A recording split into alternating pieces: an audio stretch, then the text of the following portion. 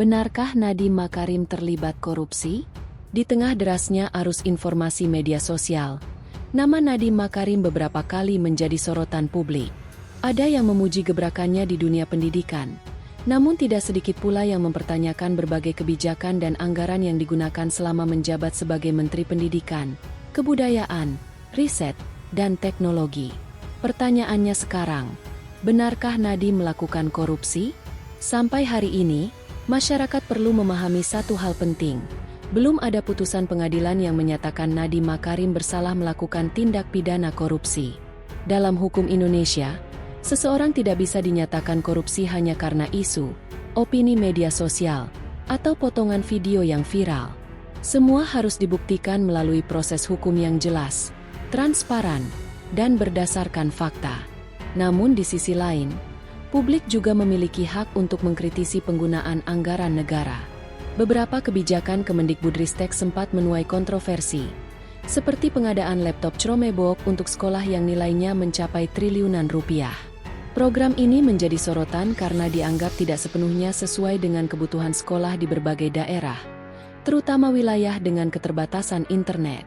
Kasus ini bahkan pernah menjadi perhatian lembaga pengawas dan ramai dibahas media nasional. Tetapi perhatian publik terhadap suatu kebijakan belum tentu berarti adanya korupsi.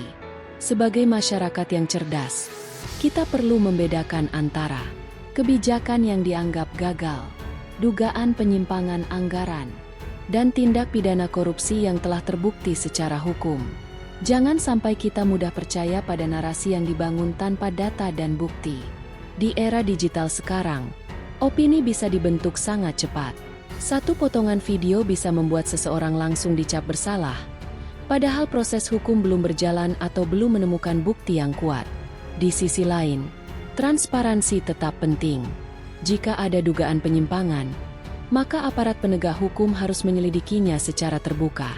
Pejabat publik, termasuk Nadiem Makarim, juga harus siap dikritik dan dimintai pertanggungjawaban atas kebijakan yang dibuat, karena uang yang digunakan adalah uang rakyat. Pada akhirnya, masyarakat Indonesia harus belajar menjadi publik yang kritis namun tetap objektif. Jangan mudah termakan isu, tetapi juga jangan menutup mata terhadap kemungkinan penyalahgunaan kekuasaan. Biarkan hukum bekerja berdasarkan fakta, bukan berdasarkan kebencian atau fanatisme politik. Karena negara yang sehat bukanlah negara yang bebas kritik, melainkan negara yang mampu membedakan antara opini, fitnah, dan kebenaran.